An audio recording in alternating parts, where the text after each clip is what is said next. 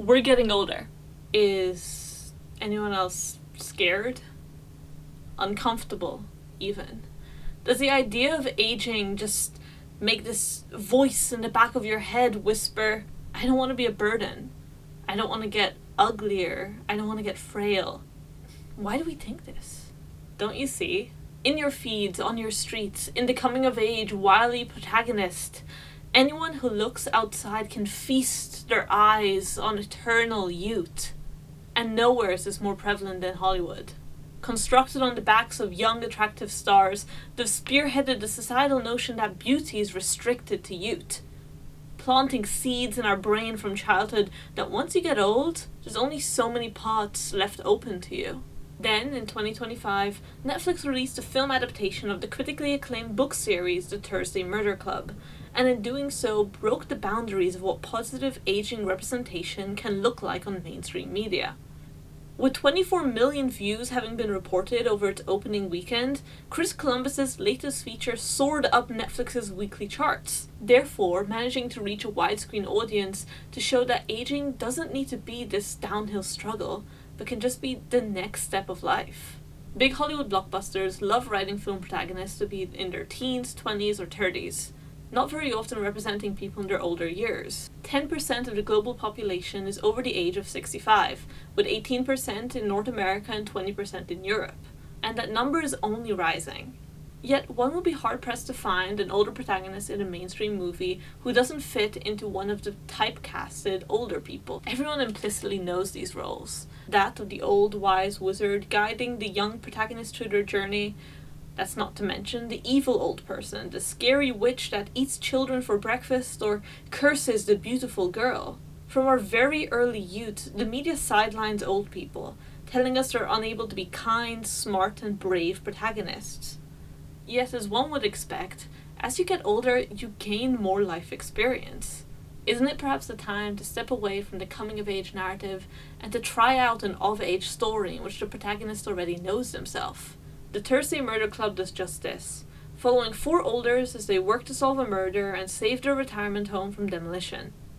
The crew consists of Elizabeth, a steadfast, confident, and skilled detective, Ron, a loving father and phenomenal actor, Joyce, a kind yet deeply efficient and proactive friend, and Ibrahim, a calm and rational mediator. Simply put, they're all written as real, multifaceted people. They're not just old, they drive the story. More than that, it's their age which gives them that extra edge over the police. They have past careers, grown-up families, and a lot of lived experience which they often recall, and that comes in handy to help the group track down the murderer and save their retirement home. The retirement home.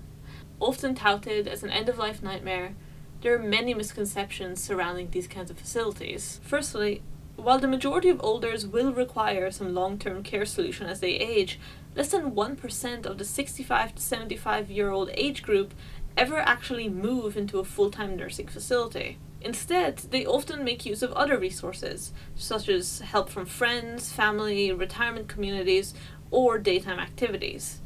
Still, the narrative stake of the retirement community in the Thursday Murder Club highlights the real-world problem of inadequate care systems in place.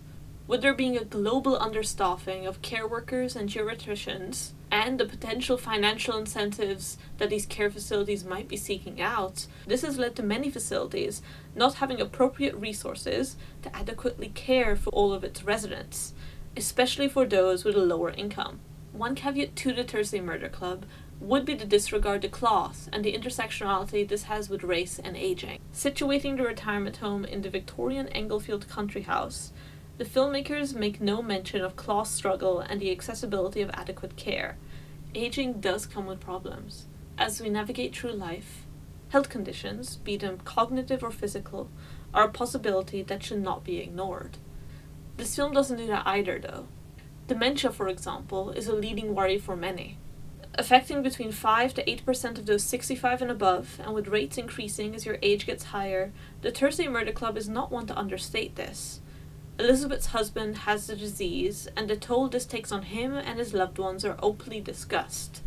But a sharp decline with age should not be thought of as this inevitable future that will come around the moment you hit your 60s, as doing so can actually instill negative age beliefs that studies show increase your risk of getting a physical or cognitive condition. Becca Levy, in her book Breaking the Age Code, dives into this idea of the extent to which one's mindset impacts the aging process. The power of the mind over the body has repeatedly shown to be an extremely powerful yet intensely understudied field. Levi cited studies found that when people were tested over multiple decades of their life, those holding positive age beliefs, that is to say, saw aging as a natural part of life and something to look forward to, showed significantly lower rates of physical and neurological deterioration, and on average a lifespan that was 7.5 years longer than others with a negative outlook. How? Well, thinking of aging positively will directly impact how you go into your older years. You're much more likely to pick up healthy habits, develop a psychological resilience, and be less stressed. Simply put, thinking of aging as a positive thing will much more likely make it one. And that's why media promoting positive aging is of vast importance. Having films, ads, or individually partaking in intergenerational activities will help combat the ageist society that we live in and enforce positive aging beliefs that can literally lengthen and, in a way, save lives. The Thursday Murder Club posits a refreshing take of older protagonists in mainstream films, and successfully works to highlight the normality of aging, not understating the possibility of disease or illness, but not painting this as an unsurvivable given. And through doing so, this film is a great example of promoting positive aging beliefs, implicitly cutting at the stems grown since childhood, those which paint olders as frail, weak, or helpless. And if more media starts doing this, we may successfully become a generation that's proud of growing old, looking forward to our later years as a time of more experience and adventures. Isn't it exciting? Will the compounded knowledge and life experience we're able to bring with us as we grow? I know I'm looking forward to it.